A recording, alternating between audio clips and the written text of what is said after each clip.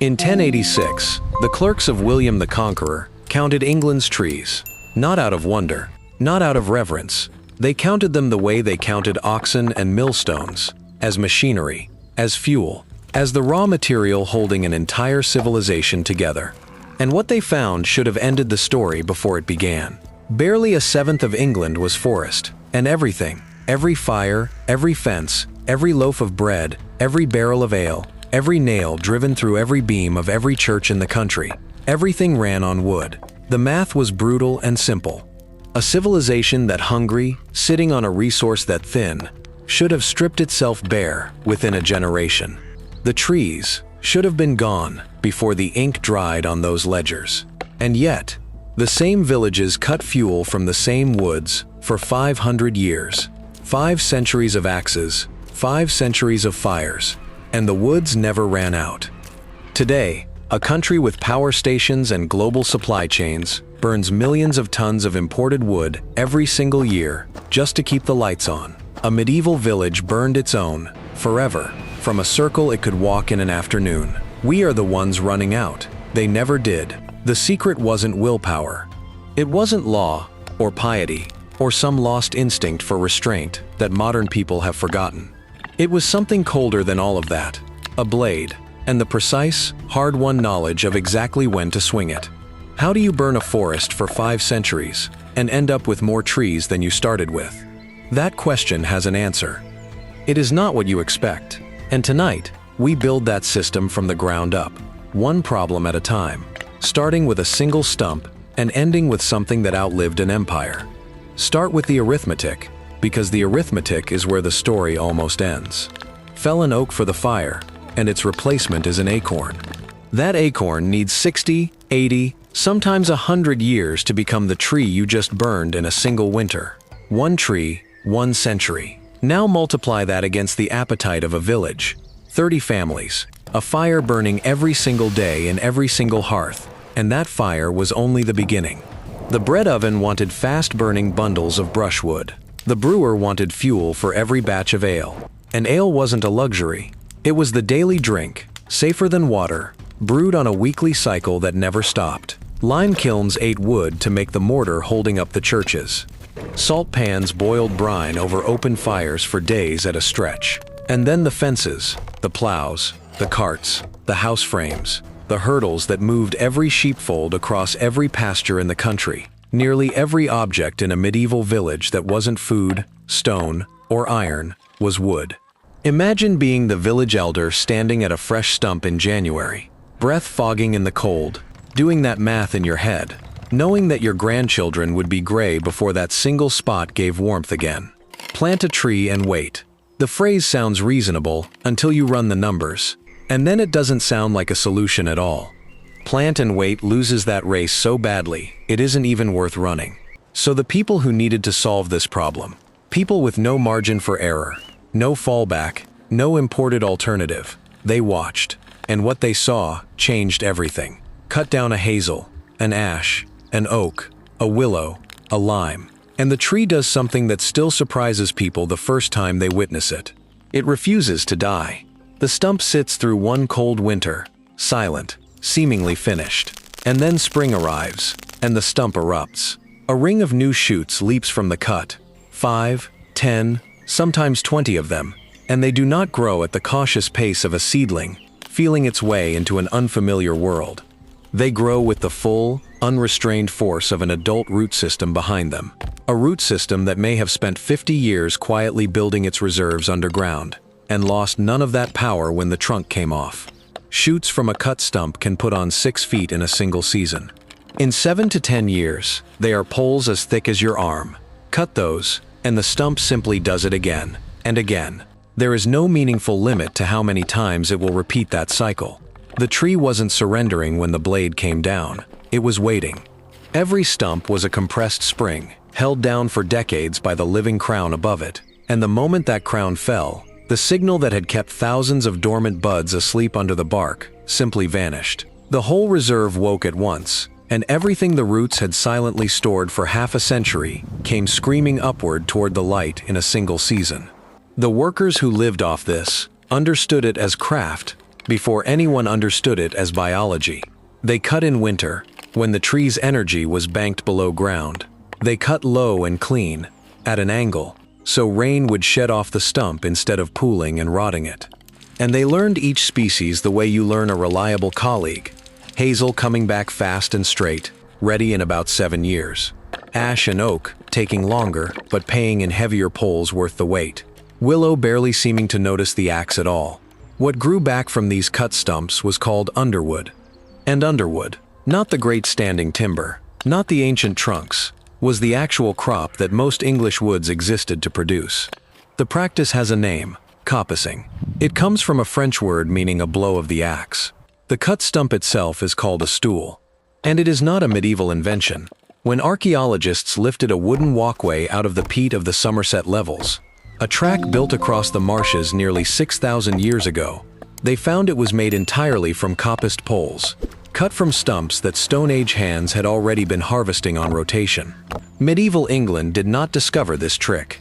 It industrialized it. But the moment those fresh shoots came surging back up toward the sky, something else had already noticed. Something that moved quietly through the undergrowth. And it was hungry. To a deer, a freshly cut coppice is not a woodland recovering from damage. It is a banquet, laid out at exactly mouth height, stretching as far as it can see. Cattle feel the same way. Goats feel even more strongly about it. The moment those tender young shoots began pushing up from the stools, every grazing animal within range had the same idea. And one season of serious browsing was enough to wipe out an entire year's regrowth. Enough seasons of it, and the stool itself would die, killed not by the axe that cut it, but by the slow, patient destruction of teeth, returning again and again to the same spot.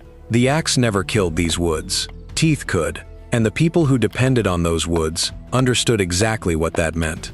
Manor courts across medieval England kept detailed records of livestock found straying inside the regrowth, and the fines for it sat in the rolls right alongside cases of debt and assault, because a cow loose in a spring coppice wasn't a minor nuisance.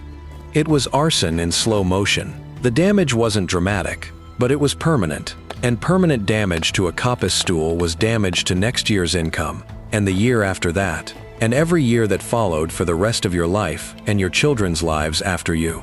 So the villages did what people do when something genuinely precious is under threat. They built walls, not symbolic ones, real ones.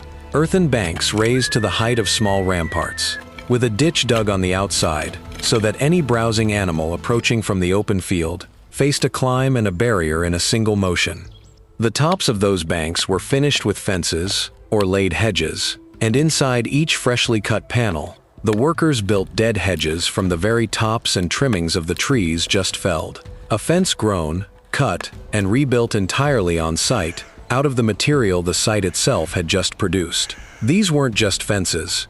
They were the village's declaration written in earth and wood. This place has a future, and we intend to be here to collect it. That engineering outlived its builders by centuries. English woods are still veined with these wood banks today, soft green ridges running through the undergrowth that you can trip over without knowing what they are, centuries after the last warden walked them. Archaeologists read them like property deeds, because the bank marks exactly where a managed wood began, and exactly where someone decided that boundary was worth defending. Where the layout of the land made full enclosure difficult, the workers found a different solution. Instead of cutting the tree low to the ground, they lopped it at head height, above the reach of the tallest muzzle, so the shoots sprang from up there, safe above every set of teeth that might wander beneath them. That version is called pollarding, and it is why old parks and ancient hedgerows are full of trees, with great fists of branches erupting from the tops of short, fat trunks. Same biology, different altitude. Wood and grazing off the same acre, and neither one destroying the other. With the regrowth protected and the boundaries secured, the system still had one more problem to solve, and this one was purely a question of scheduling. If the village cut everything in a single winter, it had a glut of fuel that year, and nothing at all for the 7 years that followed. Fires don't take years off. Children don't stop needing warmth because the coppice needs time to recover. So the people running these woods made the one decision that turned a useful trick into a permanent machine. They divided the wood into panels, called coups, and cut one panel each winter in strict rotation. By the time the axe reached the last panel in the sequence, the first had grown back and was ready again. Walk a working coppice, and you walked through time itself laid out in parallel strips. This year's bare stools sitting beside last year's waist-high chutes, beside 7-year rods already thick enough for the hook, beside 10-year poles ready for heavy construction, all standing in neat sequence like pages of the same slow book. The village didn't own a forest. It owned a slow machine with a dial on it, and every setting on that dial had a buyer already waiting. 2-year rods bent into binders for hedging and thatch. 7-year hazel split into wattle for walls, woven into the portable hurdles that moved every sheepfold in the country around its pastures. Straight ash for rake handles and plow beams. Springy poles for scaffolding. Blocky offcuts carved into clogs and bowls. Twigs bundled into broom heads. The fire itself took 2 grades.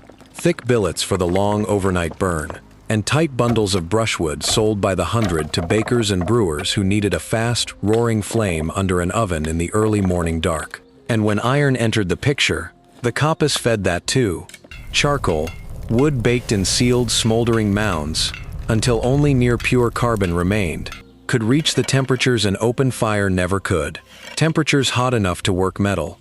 The colliers who made it were their own dark profession, stacking coppice poles into domed clamps, skinning them with turf and earth until almost no air could pass, then living beside their slow fires in the woods for a week or more, watching the color of the smoke, because 1 hour of too much oxygen could turn 7 days of careful work into an ordinary heap of ash. Their leveled burning platforms still hide by the hundreds under the leaf litter of old English coppice woods. Black earth circles that archaeologists map the way they map cottages. Whole regions ran heavy industry on this fuel, including the iron country of the Weald in England's southeast, where furnaces drew from managed coppice on the same rotation the villages used, panel by panel, year by year. Renewable energy running heavy industry at scale, 4 centuries before anyone felt the need to coin the term. And follow any single stool through one full cycle of that machine, and almost nothing left the wood as waste. The trimmings too small to sell went straight into the dead hedge guarding the next panel to be cut. The system didn't just renew itself. It consumed itself completely, on purpose, every year, and made money doing it. 13th century manor accounts tracked Underwood sales by the acre, year after year, with the seriousness of a bank ledger, because that is exactly what it was. On some manors, a well-run acre of coppice earned more than an acre of plowland. Nobody preached sustainability at a medieval landlord. They didn't need to. Destroying the coppice for one large immediate payday meant losing that income stream permanently. And permanently was the kind of math even a 13th century accountant could do in his sleep. So the woods were guarded, banked, scheduled, recorded, and passed down through generations, like the productive assets they were. The system was, by any measure, close to perfect, but it was hiding something. Something that nobody swinging an axe in those woods ever suspected. Something so strange that it would take botanists nearly 1,000 years to measure it properly. And when they finally did, it would change the way we understand what these woods actually were. Here is what the system was hiding. A tree that keeps its trunk ages the way we do. It grows, it peaks, it slows, it declines, and eventually it dies.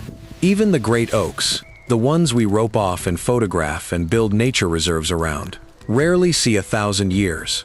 That is the natural arc of a tree left to complete its own story. But a tree that loses its trunk on a regular rhythm never finishes that story. The cut interrupts the arc before it can curve downward. Every time the axe comes, the clock resets. The stool puts on vigorous new growth, the roots keep spreading, and the tree simply declines to acknowledge that aging was ever part of the arrangement. Botanists who began measuring the giant lime and ash stools of Old English coppice woods, great rings of trunks yards across, hollow in the middle, wide enough to stand inside and look up at the sky through, started arriving at ages that seemed impossible at first glance. Over 1,000 years, some estimates pushing toward 2,000. Older than the cathedrals those medieval woodcutters were helping to build. older than England itself as a unified kingdom. Ecologists hunting for Britain's oldest living things kept arriving at the same uncomfortable answer. The oldest organisms on the island were not the famous protected giants standing untouched in royal parks, wrapped in conservation orders and tended by specialists. They were working stumps, scarred, hollow, cut down repeatedly across dozens of human lifetimes, apparently unkillable and completely unremarkable to look at unless you knew what you were seeing. Sit with that for a moment, because it asks you to reverse something that feels like common sense. Every instinct we carry about protecting the natural world says that the way to keep a tree alive is to leave it alone. Give it space. Give it time. Remove the human hand from the equation and let nature complete what nature started. These woods ran the exact opposite experiment for 1,000 years. They subjected the same root systems to harvest after harvest, generation after generation, without pause or sentiment or apology. And what they produced, entirely without intending to, were organisms that may outlast every untouched tree in Europe. The most heavily exploited trees on the island became its most ancient life, not despite 5 centuries of cutting, but because of it. The villagers weren't trying to make immortal trees. That thought never crossed a single mind swinging an axe in those woods on a cold January morning. They were trying to make January warm. They were trying to keep their children from freezing, to keep the bread baking, and the ale brewing, and the fences standing through another hard winter. Immortality was a side effect of rent day. It was the most accidental act of conservation in human history, performed continuously across 8 centuries by people who had no word for conservation and would not have understood why anyone needed one. We live in an age that has invented entire industries around the idea of saving nature. We fund foundations, pass legislation, build preserves, write manifestos, and debate the philosophy of our relationship to the living world with a seriousness that would have baffled any medieval Woodward. And yet the organisms those people left behind, the ones still alive in the working coppices of Suffolk and Kent and the Welsh borders right now, outlasted every monument, every institution, every ideology those same centuries produced. They didn't need a philosophy. They needed the wood again next year, and needing it again next year turned out to be enough. The machine that ran for 800 years didn't break. It was abandoned.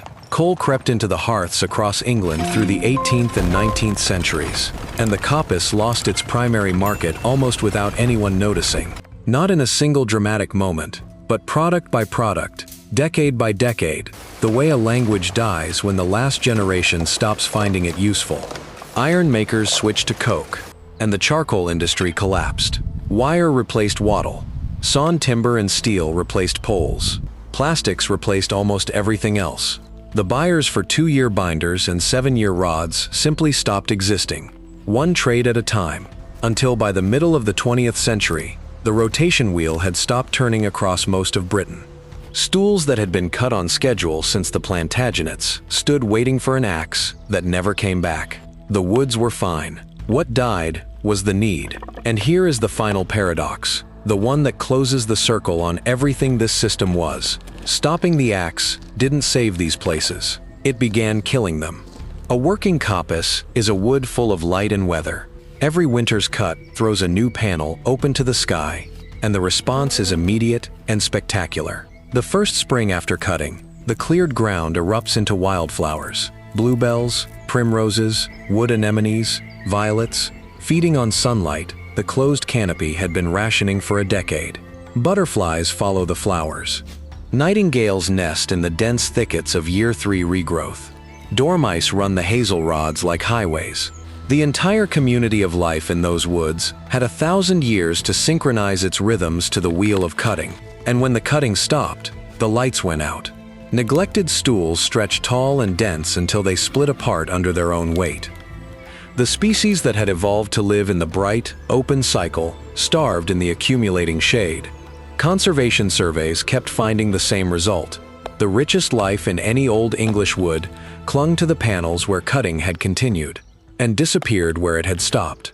For 1,000 years, the axe was not the threat to these places. It was the life support. Bradfield Woods in Suffolk tells that story as clearly as any place on earth. It appears in the records of Bury St. Edmund's Abbey, as managed coppice, in the year 1252. The abbey's clerks logging its sales, tracking its panels, recording the income it generated cycle after cycle, while kingdoms rose and fell above it. It was still being cut on rotation when the 20th century arrived. It survived a close encounter with the bulldozers in the 1960s, saved by people who understood what they were looking at, and volunteers cut it on rotation today, panel by panel, the old way, on many of the same stools the abbey's woodwards were managing nearly 800 years ago. A woodworker from the reign of Henry III could walk into Bradfield this winter, pick up a billhook, and be productive within the hour. The wood would not notice the 7 centuries between shifts. So here is the answer to the question we opened with, the one that seemed impossible when we first asked it. How do you burn a forest for 5 centuries and end up with more trees than you started with? You need it again next year. That's the whole answer. Not philosophy, not law, not some spiritual relationship with the land that modern people have lost and need to recover. Just need. Practical, economic, survival-level need, renewed every single winter without exception. The lesson isn't that the past was wiser than we are. It's that permanence was never a philosophy to begin with. It was always a side effect of hunger. The woods survived because they were useful. The moment they stopped being needed, they began to die. And somewhere in that truth is a warning about everything else we think we are protecting simply by leaving it alone. If you want to carry any piece of this forward, it fits in a backyard. Plant a hazel, give it a few years, then cut every stem to a hand's width above the ground in winter while the plant sleeps. It will not die, it will multiply, and every few winters after that, it will hand you bean poles, pea sticks, and firewood off the same root for the rest of your life and well past it. The village machine, scaled down to a garden. One plant, one old rule, and something that outlasts you. This is what Primal Echoes is built for. Digging up the systems that kept ordinary people alive through extraordinary winters, and finding out what those systems still have to say to us. The stools at Bradfield are throwing new shoots again this season, right on schedule. Same as they have every spring for 8 centuries. If that's the kind of past you want to understand, you know where to find us.